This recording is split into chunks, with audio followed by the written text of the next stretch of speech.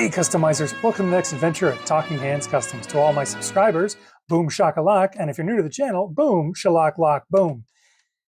In this episode, we are going to revisit the Dreadnoks, and we're going to actually put it on a subject that may not maybe make much sense. And I know we're customizing G.I. Joe vehicles here, and you know what makes sense might vary from person to person.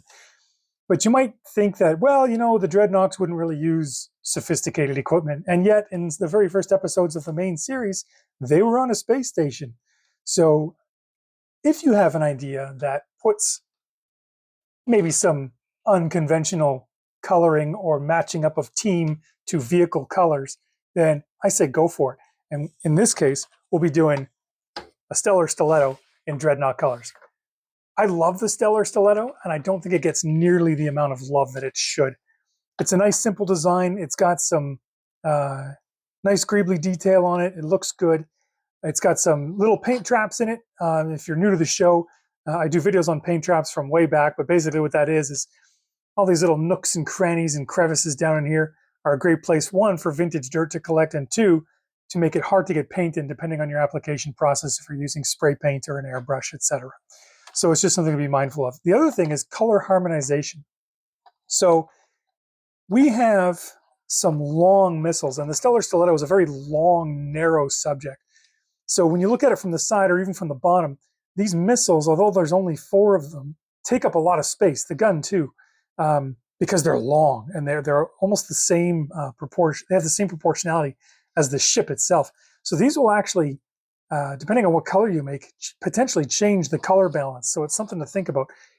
And when you're recreating another team's colors on a vehicle, the color balance can make or break it depending on what you're doing, especially with something like the Dreadnoks, and they have multiple colors. And when we do Iron Grenadiers coming up next, that's going to open up a whole new can of worms as far as color balance goes. But with this, it's going to be interesting. And the next thing that comes up with this, and it was done in my vehicle spotlight video, was the fact that if we do this the Hasbro way, which we tend to do,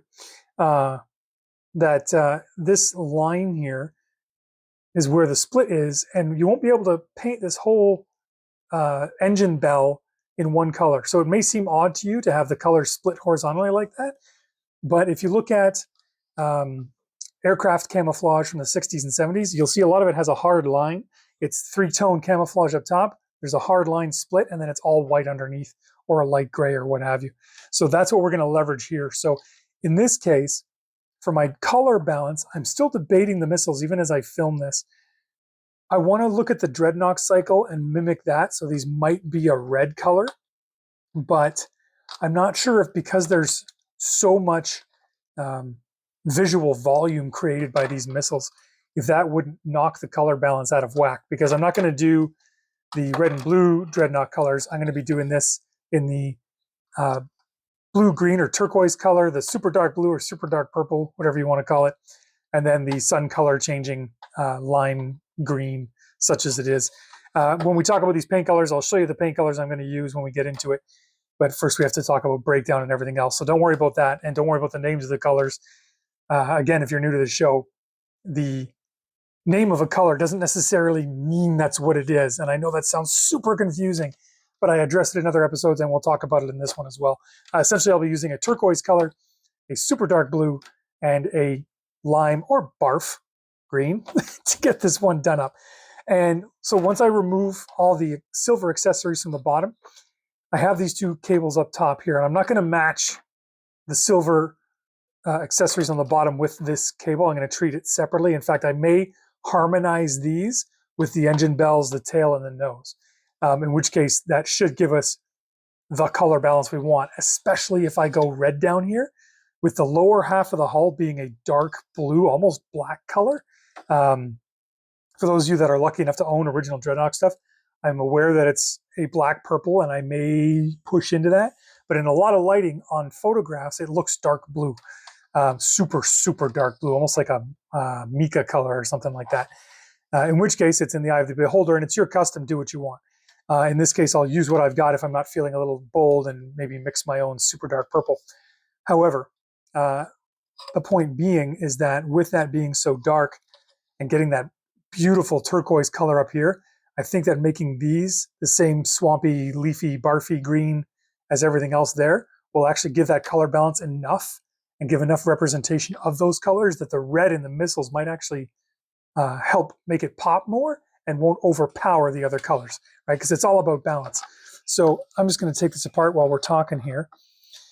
And again, if you got, this one had some good vintage dirt in it, and I think it might have more that I didn't get on my initial scrubbing here. So while we disassemble, another thing to take note of, oh yeah, that's a toughie, is that right in there, you can see how there's, where's a pointer?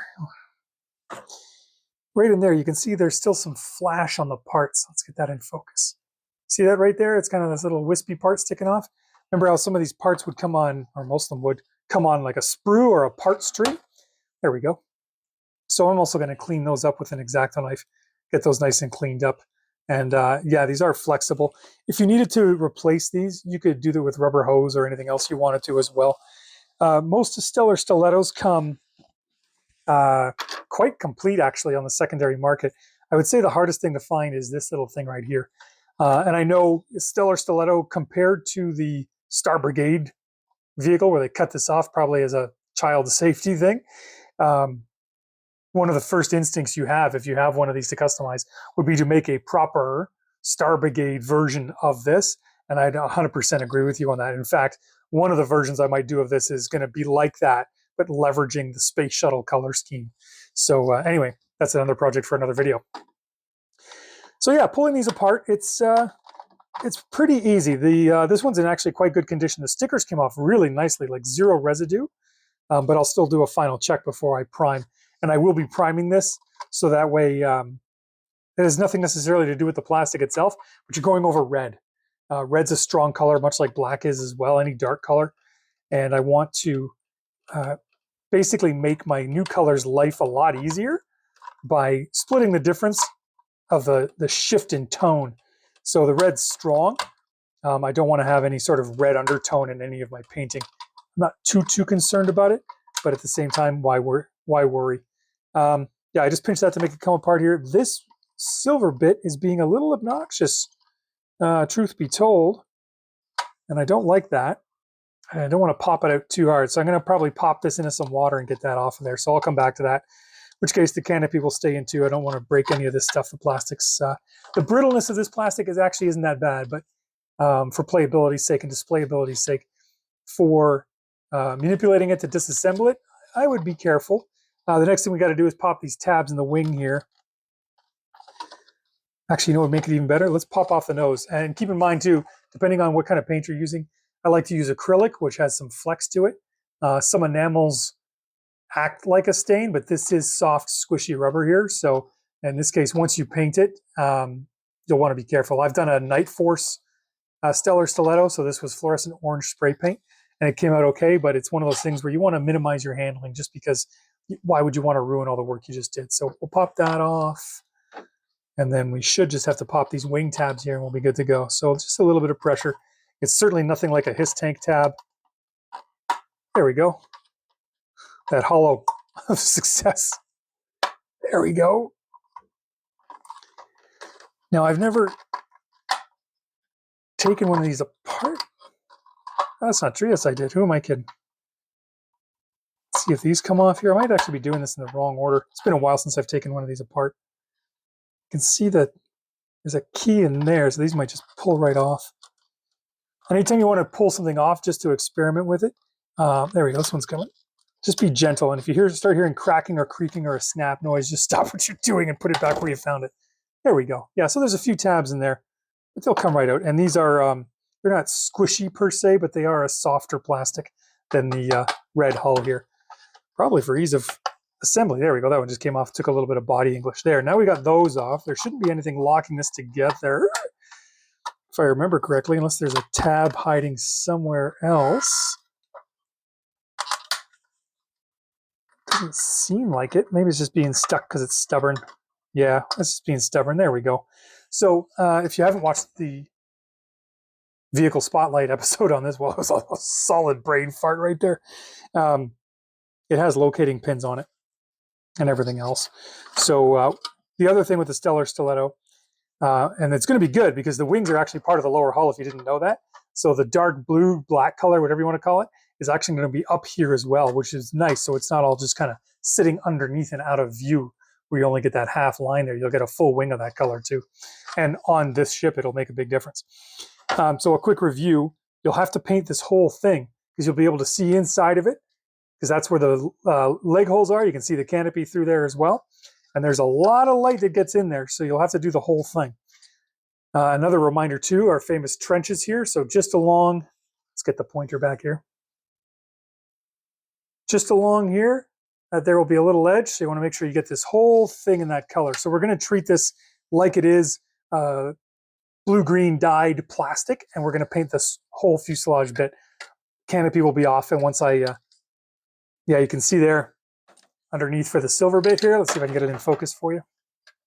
Come on, focus. Focus. Close enough. So this silver circle here is the retaining pin for that rectangular piece on the top. And you can see there's some stress marks either side of it. So I don't think that's going to come out with anything less than some warm water. And the more I pull on it, the more I'm convinced of it. So I don't want to, I mean, all it does is it acts as a retaining clip for the canopy and the tail bit. So, I mean, if I were to break it out and crack that circle, I could glue it all back at the end when I'm finished the custom, and I would be fine with that. But we'll just put it in some warm water, let the plastic soften up a bit, and we'll try it, coaxing it like that. If you are going to use the warm water method, don't boil the water. One, because you got to touch it, and two, depending on the kind of plastic, it can have some adverse effects. If you use a heat gun, oh my goodness, be careful with that because those things deliver a lot of heat right off the bat, and you could melt and warp the plastic. Not that I've ever done that with a G.I. Joe shark. Yes, I have. And if you use a hairdryer, just be patient and take your time doing it, regardless of which method you use anyway. So same thing here. This whole thing is going to get painted inside and out just because, well, it's red. And like I said, you'll be able to see inside. So not only will you have to paint this whole thing, but you'll have to paint this whole thing too. Sometimes when you're working on customs, you don't have to do that. If you can't see it, you don't have to worry about painting it, save the resources. However, in this case, the Stellar Stiletto is quite open on the interior for viewing. And we'll have to do touch-ups when we reassemble because those tabs and the wings and everything else. For these plastic bits here, no issues really. I'll clean up some of the sprue marks maybe with an X-Acto knife, and like there's one just right at the tip of my fingertip nail there. So I'll just clean that up with a knife and that's fine. Nothing major about that. So with this, you can see where how the engine bell now here, the start of the engine bell split in half. So we want to get all of this in here too. And what it's going to do is that when you have the engine bells back on, you can see all the way into this hollow bit right here. So we want to make sure we definitely get paint on that too. Again, we're going to make sure that happens because we're painting the whole thing. But if you want to try and find some shortcuts or whatever, you definitely don't want to skip those parts because you will be able to see them from the back end. If you made an artistic decision to, let's say, cut a disc of plastic in there and make it look like a flame on or something like that, then yeah, go for it. Do what you want. But in this case, I'm trying to mimic the Hasbro aesthetic as much as possible. And they didn't really tend to do flame effects inside their engines as far as I can remember. Maybe if somebody's knows better, correct me down below. So without further ado, let's get these primed, and then we'll obviously go from there. So let's roll into a little bit of a montage with some painting and some music, shall we?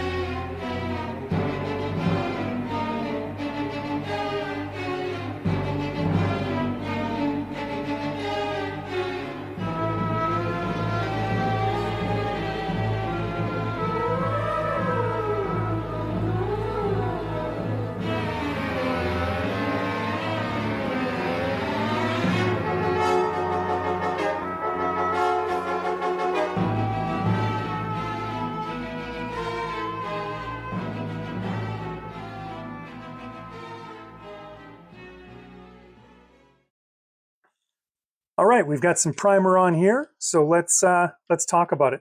You can see here already, and this kind of helps prove my point about the whole painting over red thing. I had some airbrush issues here as well, not a big deal because it came out smoothly enough, and this will act as a key coat. There's enough primer on there to grab the dark blue paint that I'm going to put on, so I'm not too concerned. If any of this was going to be a light color, like a yellow or a white or something like that, absolutely I wouldn't stop with the primer until that red was all knocked back, if not completely gone. So we've got the lower hull painted or primed for the dark blue color, and actually I'll show you here too, just so you can see some spray patterns, is I would have had to gone in here with a brush to get all that, because I hit that from a few different angles, and still you can see that there's plenty of red still showing through. So the Stellar Stiletto is a bit of a devil when it comes to that kind of stuff, but nothing that we can't overcome. So let's put that to the back there. The upper hull, it's got a little bit more on it. I am putting technically a lighter color on it, but I think the dark blue-green, or the blue-green I've chosen, is going to be strong enough that it shouldn't be an issue. And there's just some misting here. I'll probably maybe reprime that, or I might test my own theory and see if there's enough on there to cover it on its own. Either way, I'm not too concerned. And to show you, so now when you look at the Stellar Stiletto like this would be with the tail hatch up. You can see how far in you can see into the hull.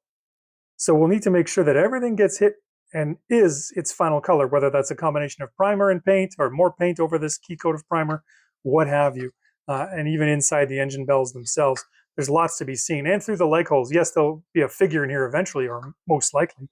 But if you don't, you can see all the way in, back in there to the inside, essentially right up to the front of the underhull. So we want to make sure all that's good to go. This will be the blue-green color. The tail cone, the engine bells, and the hoses, and everything, and the retaining clip will be, and the nose will be the barf green color. The missiles will be red, and I've decided that the laser turret will also be the same dark blue-green as the top. Reason being, if you make it all red, it's a lot of red in one spot. Once it's done and painted and back together, I'll show you the ins and outs of how I came to that decision and how you can balance your colors in your application. And that way you can kind of get a better understanding. And maybe you're having some trouble figuring out which colors should go where and what amounts. So I'll explain how all of that went down. And if you disagree with it, then you know it's maybe an example of what not to do. And that's totally cool too, because it's your custom. Do what you want. So let's talk about the colors without further ado. The blue-green I've chosen is by War Paints Fanatic. It's called Talisman Teal, and it's made by Army Painter. That's the main company that does it. They have a few sublines as far as I'm aware. And it's a nice blue-green color. You can see it just in the tip of the nozzle there. I think that's going to look rather nice. For the barf green color, we'll be using Fall Green by Scale Color. And it's a nice yellow green. You can kind of see some of the dried up bits there. So that's going to be my sun color, changing color, whatever you want to call it. If it was the other color, the dark blue green, that's whatever. I didn't own any Dreadnok stuff when I was a kid, so that's just what I call it. The hull will be Tamiya XF-17 Sea Blue. It's like a World War II airplane color. And it's very dark. I've used it on my Skyhawk for my Dreadnok series and everything else. So it's a good color to use, and I like Tamiya paints. For the red, I will be using Citadel Colors Mephiston Red. If you've never used these colors before, base, it just means it's, it's a thicker paint. They make like their own washes. They call contrast colors. They have so many lines, it's crazy. But you want either a base or, if I'm not mistaken, a layer. When in doubt, just ask the people that work in the store. That's the color selection for this project. Now, if you can't find those colors, okay, that's why I was calling everything a blue-green or a yellow-green or whatever you want to call it. If you can't find those colors, find something that's close. This is not the same color I used on a previous my previous projects. I'm testing it this time. I like the look of it. And if you like the look of the paint, then try it. Don't be shy to experiment, because you never know. Some of these paints are made by small companies, and if they go out of business and that was your favorite color, well, guess what? You're kind of out of luck, and you got to find a substitute. So allow yourself the grace to have some variance in between some of your vehicles. At the end of the day, it's fine. it's 100% fine. It was a hump I had to get over myself as a customizer. I wanted them all to be exactly the same, but you can't do it. You really can't. Even if your paint application changes, it can be a little bit different. If you're brush painting, airbrushing, yada, yada, yada, spray cans, things will be different. And it's fine because as long as you do good work, I promise you'll enjoy it. Okay, so let's, without further ado, get some paint on this stuff.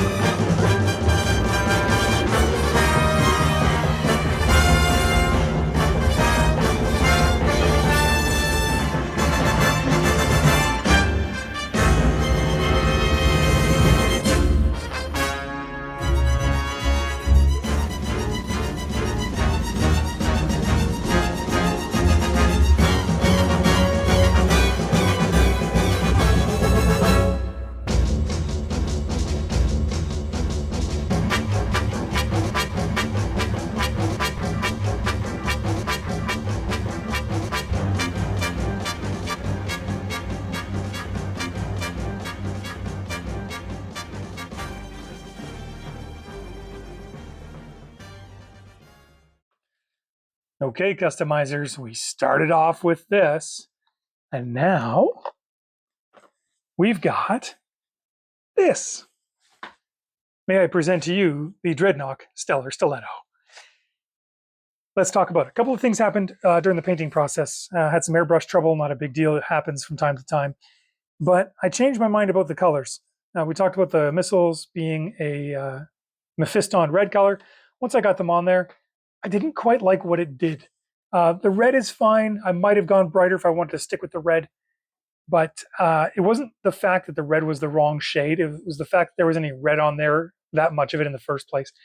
And it just wasn't sitting right with me. And I realized what the problem was that I was cross-mogifying the Dreadnok cycle with the Ground Assault Stinger Jeep. And my favorite color scheme is the Ground Assault Stinger Jeep. The Dreadnok cycle introduces purple and red and maybe a different shade of something. But either way, it was too much of a step away from. Could you do this in Dreadnok cycle colors? Yeah, 100%. But it's not the look I was going for. So in this case, without trying to overuse it, I wanted to make the Ground Assault colors on the Stellar Stiletto. And that's what we've got sitting here. So what that changed overall was, aside from the color of these missiles here, was the color of the laser turret.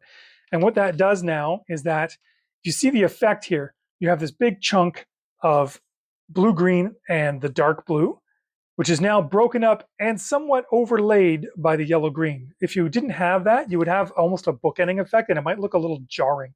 So what that does is it actually brings the colors in closer, provides some overlap, and certainly knocks back the starkness of this color here.